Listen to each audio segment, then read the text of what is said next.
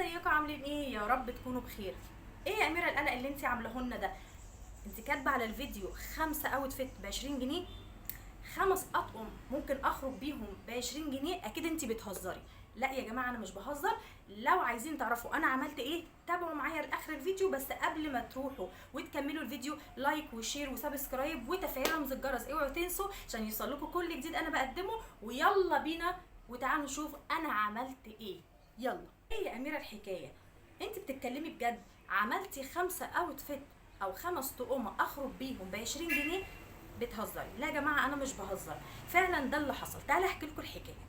طبعا انا من اسبوع كنت في القاهره، وانا بحب اتمشى كده في الاسواق، وقلت لما اروح الوكاله لان انا بحب جدا فكره اللبس والستايلات وحاجات كده، فقلت تعالى نجرب لما نروح الوكاله. وكنت قبل كده جايبه منهم بنطلونات صيفي كانوا روعه، ان شاء الله ربنا يكرم كده وهصورها لكم.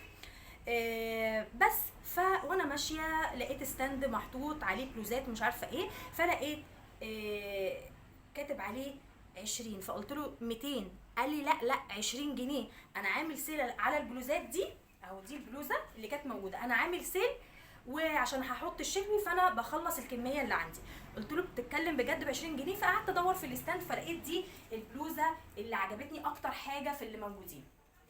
بلوزه خامتها زي ما انتم شايفين كده حرير، ومش بتكسر ومش بتحر، يعني ولا بتكسر ولا بتحر. فقلت يعني لا ازاي يعني هاخدها حتى ما قستهاش، فقلت لا يعني انا لو ما عجبتنيش او مثلا ضيقه عليا او المقاس فيها في مشكله انا هديها لاي حد هديه، دول 20 جنيه يا جماعه مش قصه.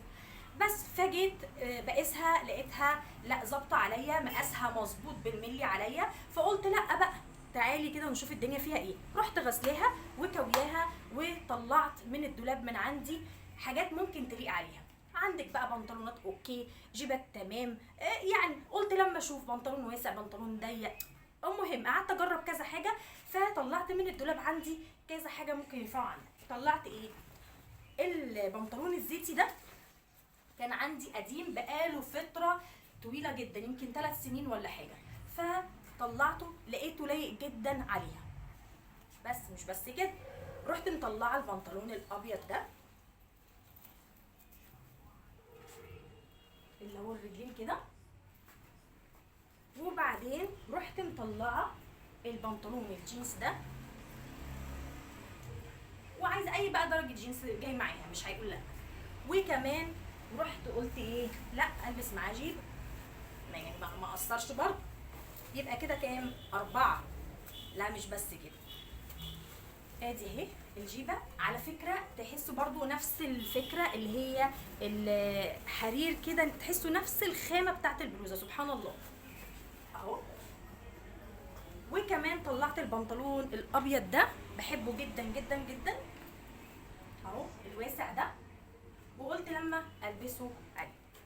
تعالوا نجرب كل حاجه، كل بنطلون مع البلوزه والجيبه مع البلوزه، وشوف هيطلع شكلهم عامل ازاي. استنوني هلبس اول طقم وارجع لكم. اول اوتفيت لبسته على البنطلون الزيتي والباليرينا بيضه والشنطه باللون الابيض والنضاره زي ما انتم شايفين كده. ايه رايكم؟ ده اول اوتفيت. طيب نروح نلبس التاني وارجع لكم. وده الاوتفيت التاني، لبسته على البنطلون الابيض والشنطه برضو باللون الابيض. ممكن تغيري الشنطه على حسب ما انت عايزه، ممكن تبقى لون بيج، ايا كان اللون اللي انت عايزاه. والمره دي غيرت النضاره خليتها باللون الاخضر. ايه رايكم؟ ده الاوتفيت التاني. حضرتك بقى عايزه تلبسيها كده، عايزه تدخلي جزء منها كده، عايزه تربطيها كده، ايا كان الطريقه اللي ممكن تلبسي بيها البلوزه. بس اهم حاجه ان احنا غيرنا شكلها من الشكل الاول للشكل التاني، فيهم اختلاف. يعني انا ممكن ادخل ده كده مثلا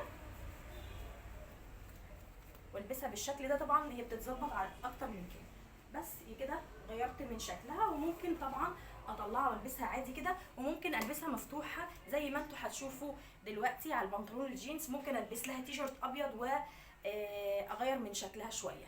استنوني هلبس لكم تاني وارجع. وده الاوتفيت رقم 3.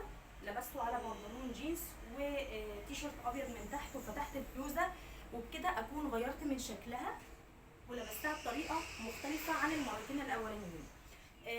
نروح نلبس رابع اوتفيت وارجع. وده الاوتفيت الرابع زي ما انتم شايفين، لبسته على البلوزه على بنطلون واسع بالمنظر ده، طلعت جزء من بره ودخلت جزء من جوه، مع شنطه مع نضاره الشمس. تقدري تلبسي بقى وتغيري في الاكسسوارات زي ما انت حابه. ممكن يبقى شنطه بلون مختلف عن اللي انا عاملاه، بس طبعا عشان انا بلبس كذا حاجه فاللي قدامي انا بستخدمه. وزي ما انتم شايفين غيرت من شكل البلوزه تماما. طب لو عايزه اطلعها من بره او جزء مثلا جوه وجزء بره زي ما انتم شايفين، معلش عشان انا بظبط نفسي في الكاميرا فممكن تبقى حاجه وانا مش واخده بالي، حاجه طالعه حاجه داخله كده. طيب ممكن اغير من شكلها تبقى كده، افتح الجزء ده فتح، يلا مثلا ادخل جزء كده مثلا، ايه رايكم؟ جزء من جوه وجزء من بره، او ممكن اطلع الاثنين كده بره ويبقى كله واسع كده في واسع، شكله شيك برده. وغيرت من شكل البلوزه تماما ولبستها الرابع مره بس بطريقه مختلفه. هنغير في ايه؟ نغير مثلا في النضاره مره، نغير في الشنطه مره، نغير في الشوز مره، نغير في البنطلون مره. كل مره تحسوا ان انتوا لبستوها بطريقه مختلفه عن المره اللي قبلها. طيب بس كده لا، معانا اوتفيت كمان خامس البس وارجع لكم. وده الاوتفيت الخامس، لبست البلوزه على جيبه ولبست كوتشي وربطت البلوزه كده. طيب في ناس ما بتحبهاش بالمنظر ده، ممكن تدخليها كده من جوه، الشراشيب دي تتدخل من جوه وبالمنظر ده كده تحسي ان هو زي فستان بس على جزئين. بس كده ده كان فكره الفيديو. طيب ايه الاستفاده من الموضوع ده؟ ان مش شرط تلبسي حاجه غاليه جدا وتبقى اغلى حاجه بمليون جنيه علشان خاطر تبقي شيك او تبقي لابسه كويس او يبقى مظهرك كويس. ممكن تبقى الحاجه رخيصه بس ممكن البسها باكتر من طريقه واغير من الاكسسوارات، حبه على البنطلون لا جيبه مره، ايا كان الطريقه اللي هتلبسيها بيها او الطريقه اللي انت بتحبي تلبسي بيها. يعني مثلا جيبه ماشي، في ناس ما بتحبهاش، يبقى بنطلون مره ابيض مره كحلي مره ايا كان اللون، بس تغيري من الحاجه فهتلاقيها كل مره بطريقه مختلفه. وزي ما انا قلت لك حاجه رخيصه ممكن اعمل منها كذا فكره واطلع من الهدوم القديمه اللي عندي في الدولاب والبس، ومش شرط تبقى الحاجه غاليه زي ما انا قلت لكم. بس ده كان فكره فيديو النهارده. لو الفيديو عجبكم لايك وشير وسبسكرايب وتفعيل رمز الجرس اوعوا تنسوا، واشوفكم ان شاء الله على خير الفيديو الجاي. باي باي.